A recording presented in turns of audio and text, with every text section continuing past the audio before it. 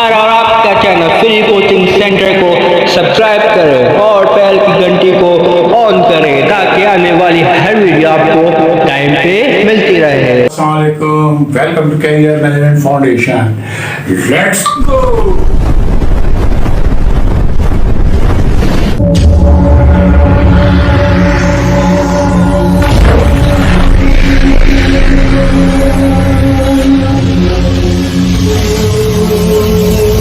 दोस्तों, this is Mohammad Anjem Siddiqui from the Career Management Foundation. As you know, this is an academic and education channel. The objective of this channel to help those students who want to get the high education, but due to the heavy fees which they cannot pay, they cannot purchase the books. So this channel will help all those students who want to get the high education but can't attend the classes because of the heavy fees. So you are requested to please subscribe this channel, share to others, and press the icon bell button for upcoming videos. ये एक सदका जारिया होगा अगर आप इसको subscribe करेंगे और शेयर करेंगे। अगर अभी तक आपने सब्सक्राइब नहीं किया है तो अभी सब्सक्राइब करें, क्योंकि इसको सब्सक्राइब करना तो बनता है, क्योंकि ये एक सदका जारिया है। और हमारी वीडियोस को आखिर तक देखिएगा। इस वीडियोस के आखिर में हम आपको एक वैकेंसी भी बताएंगे जो कि वैकेंसी कंपनी के अंदर मौजूद है। तो इस वैकेंसी को जानने के लिए आपको ये वीडियो आखिर तक देखनी होगी। तो आज हमारा जो टॉपिक है क्लास का वो हम है टैक्स के मुताबिक बात करेंगे। What is the tax and what is the purpose of tax, why the tax is imposed by the government, and how it can be managed and how it can be calculated. All these will be discussed in this class. So please go to the class.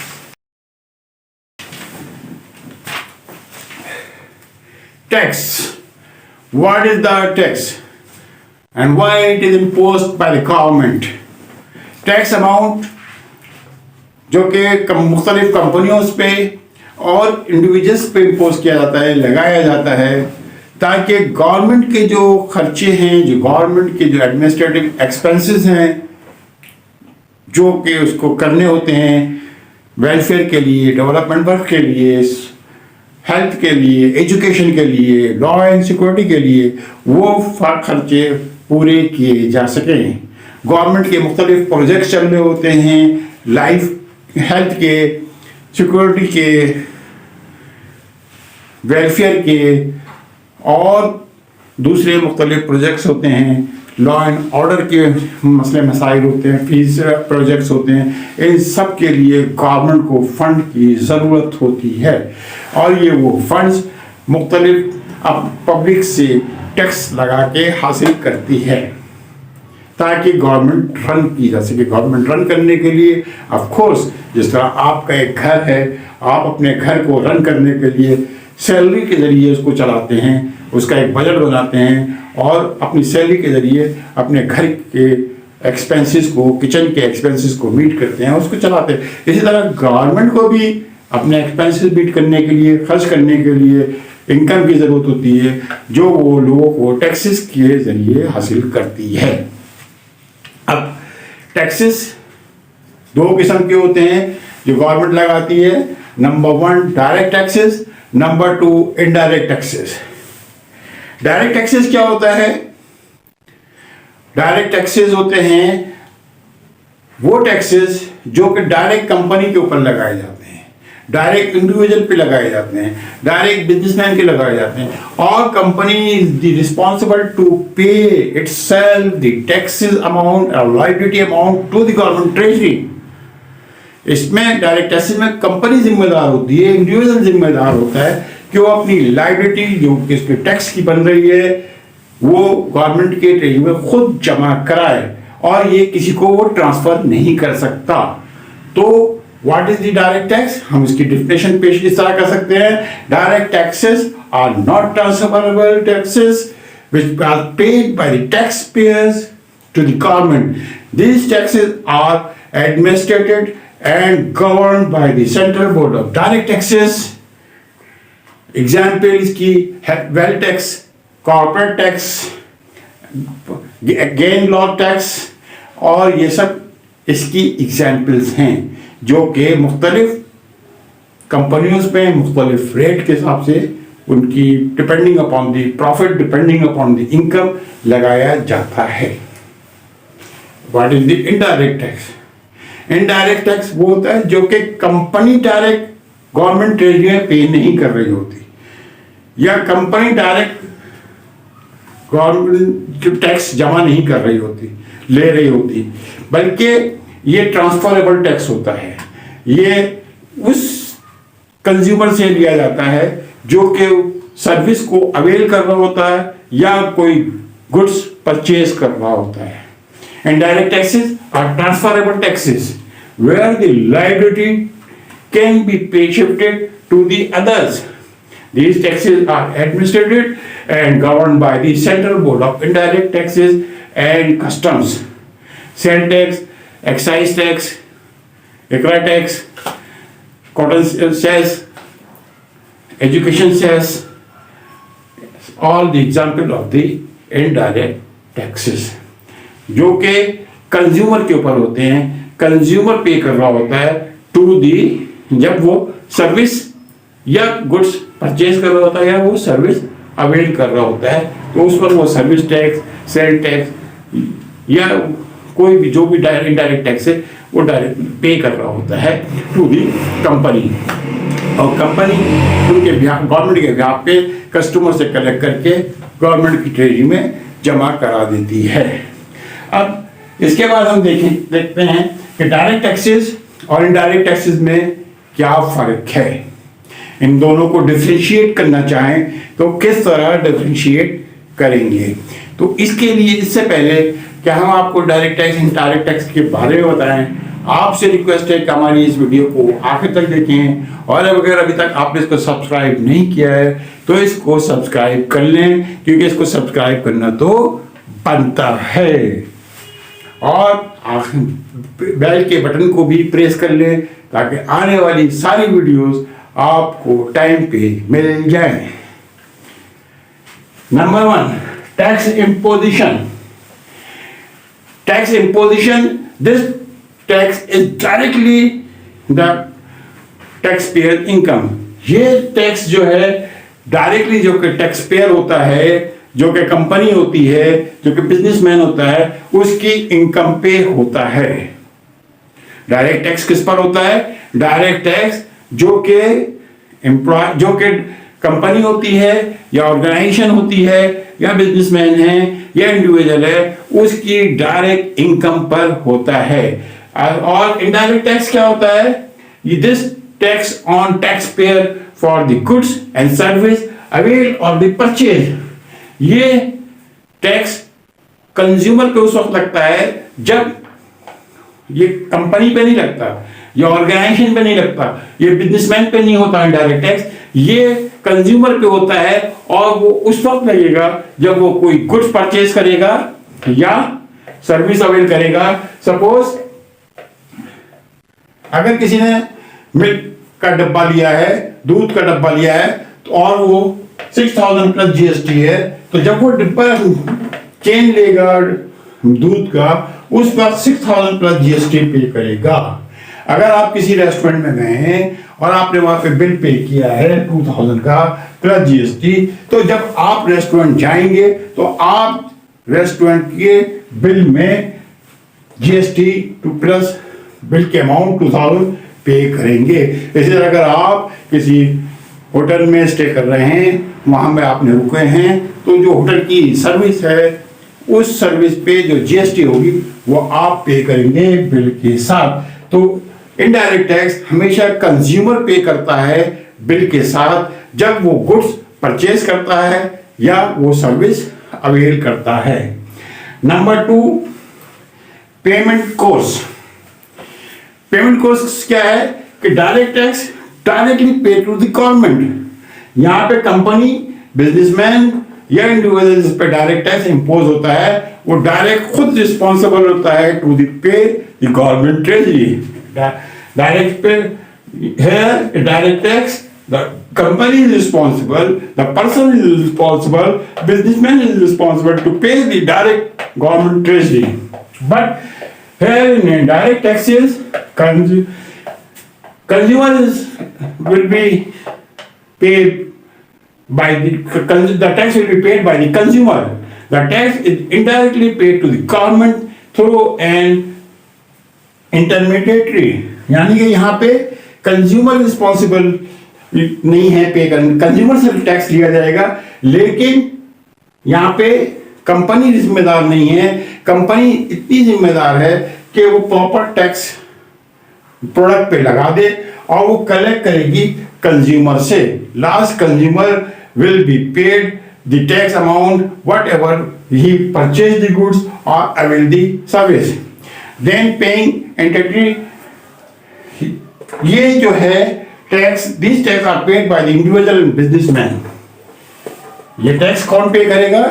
Individual. Direct tax individual कोई पे करेगा, businessman पे करेगा या कोई company organisation पे करेगी. But here earlier यहाँ पे कंज्यूमर पे करेगा. Who will purchase the product और who are using the product will pay the tax along with the amount. So जैसे कि मैंने आपको बताया, जब आप दूध का डब्बा या रेस्टोरेंट में फूड का बिल या होटल का एकोमोडेशन या ट्रैवलिंग के टिकट का बिल पे करेंगे तो उसके साथ जीएसटी जो यूजर है, जो कंज्यूमर है, वो पे करेगा. Number 4, rate of payment. यहाँ पे rate of payment direct tax में मुख्तलिफ होता है और it depends upon the income profit of the business और इंडिविजुअल का कितना प्रॉफिट है, कितना इनकम है, उसके ऊपर एक स्लैब के तहत गवर्नमेंट उनसे टैक्स लेती है. सपोज अगर किसी की इनकम 15 लाख रुपए है और तो 15 लाख है तो 15% के हिसाब से 15 लाख पे टैक्स ले लेगी. The rate will be applied on the basis of the profit and the income of the company, organization, or the individual businessman. If the company is earning 15 million and the slab rate is 15%, so he will pay 15% of the 15 million to the government treasury. But here, the tax rate will be the same for all user. Indirect tax में क्या होगा कि जो tax का rate है वो तमाम consumer के लिए सेम होगा. अगर सेल टैक्स का रेट 17% है तो वो एक सैलरी पर्सन 50,000 रुपए वाला अगर बंदा है और वो दूध का डब्बा ले रहा है तो वो भी जीएसटी 17% देगा. अगर एक बंदे की तनख्वाह 50 लाख है तो वो भी 17% जीएसटी देगा.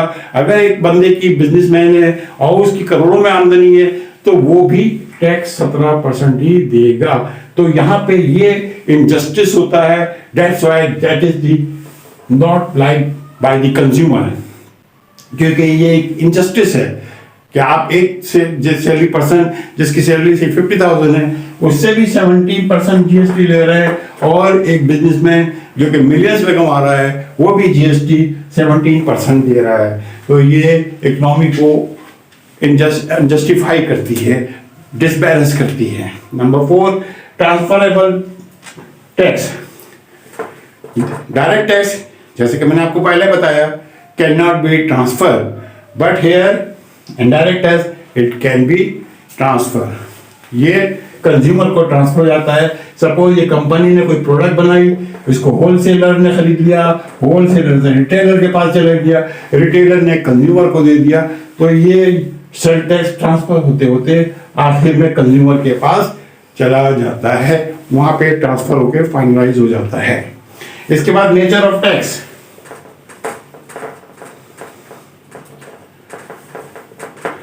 Nature of tax, this is the progressive type of the tax. This tax rate increase with an individual's profit and income. ये प्रोग्रेसिव है.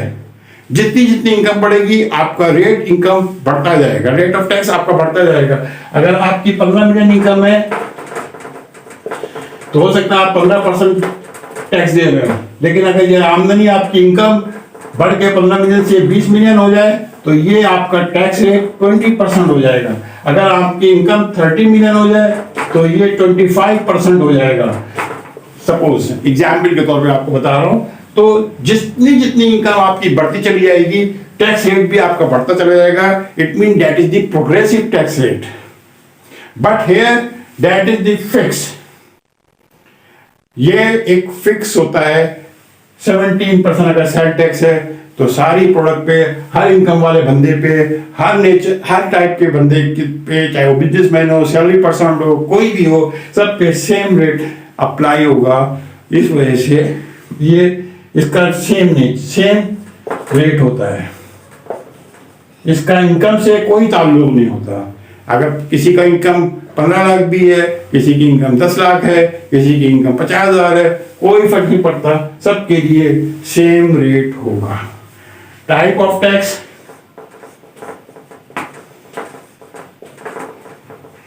इनकम टैक्स, इसमें इसकी एग्जांपल है income tax, wealth tax, corporate tax etcetera.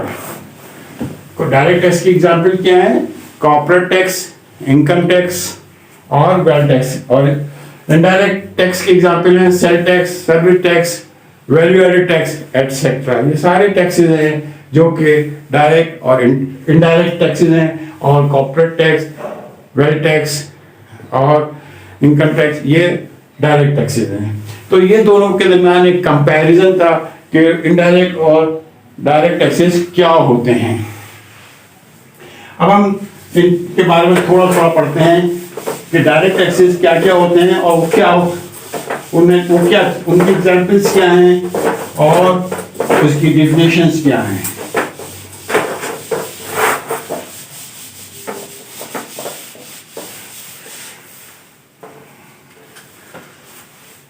Direct taxes. Direct taxes की हमने पहले example क्या पढ़ी? Wealth tax.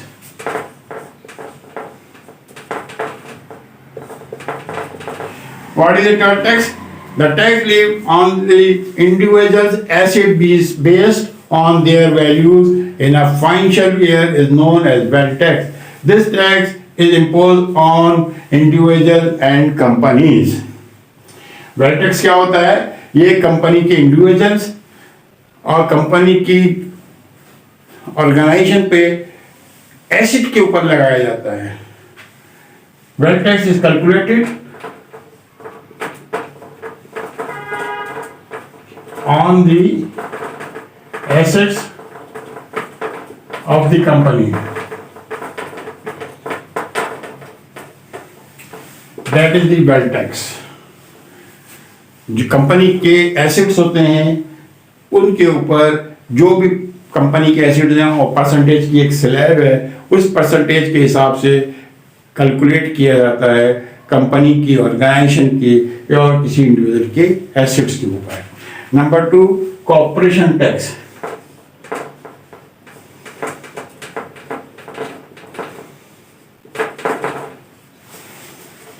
This type of tax is imposed on companies and businessmen on their income in the financial year. The taxation rate depends on the income. Corporation tax क्या होता है?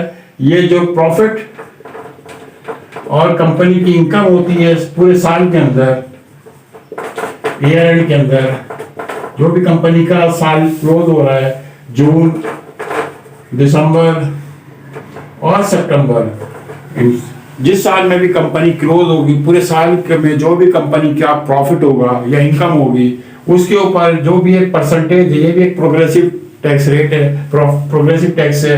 जितनी भी इनकम ज्यादा होगी, जितना प्रॉफिट ज्यादा होगा, उसी हिसाब से टैक्स का रेट बढ़ता रहेगा और कंपनी डायरेक्ट टैक्स जो भी कैलकुलेट होगा कंपनी उस गवर्नमेंट ट्रेजरी में जमा कराएगी. Number 3, income tax.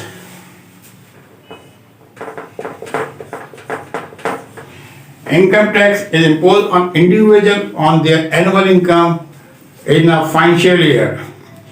ये इनकम टैक्स क्या है? जो कि कंपनी के किसी इंडिविजुअल पे, जो कंपनी में इंडिविजुअल्स काम कर रहे हैं और उनकी सैलरीज है, तो पूरे साल में जो भी सैलरीज है, इनकम बनती है, उसके ऊपर जो भी टैक्स बनता है मुख्तलिफ परसेंटेज के हिसाब से, स्लैब के हिसाब से कैलकुलेट करके ये भी गवर्नमेंट ट्रेजरी में टैक्स जमा कराया जाता है. ये इनकम टैक्स कहलाता है. इसके बाद capital gain tax, the tax impose on profit earned from property sale are considered under the category of taxes. Gain tax क्या होता है? कैपिटल गेन टैक्स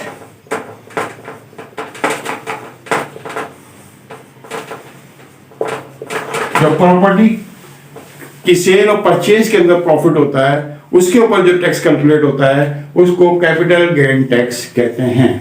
अब हम कुछ एग्जांपल्स देखते हैं इनडायरेक्ट टैक्सेस की।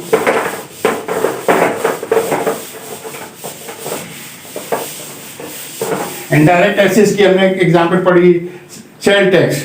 ये सेल टैक्स सेल टैक्स ये गवर्नमेंट मुख्तलिफ प्रोडक्ट और सर्विस पे लगाती है और डिपेंडिंग और रेट, इसके रेट मुख्तलिफ होते हैं जो कि depending upon the nature of the product and service. पर कुछ प्रोडक्ट पे 17% है, सर्विसेज पे 13% है। मुख्तलिफ services depending upon the services और depending upon the product, nature of the product, ये टैक्स रेट स्लैब वेरी करते रहते हैं। इसके बाद वैल्यू एडेड टैक्स।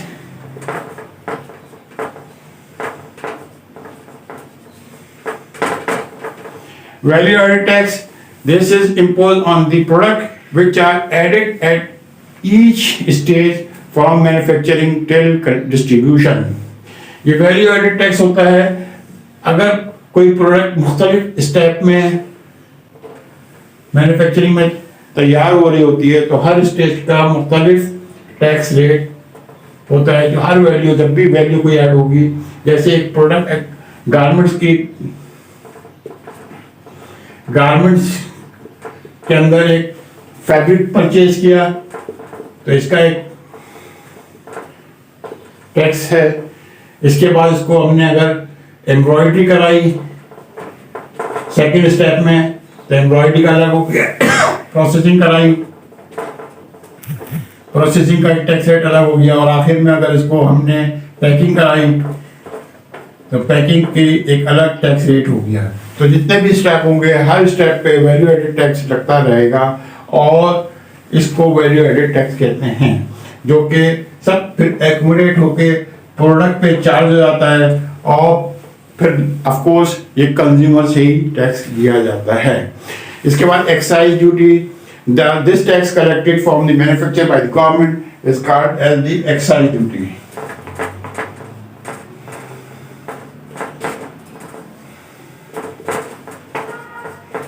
ये मैन्युफैक्चरिंग कंपनियां पे करती हैं। आजकल इसकी जगह सेल टैक्स आ गया है, बहुत कम ये टैक्स लिया जाता है, लेकिन यहाँ उन प्रोडक्ट पे जहाँ पे सेल टैक्स एप्लीकेबल नहीं है एक्साइज ड्यूटी दी जाती है।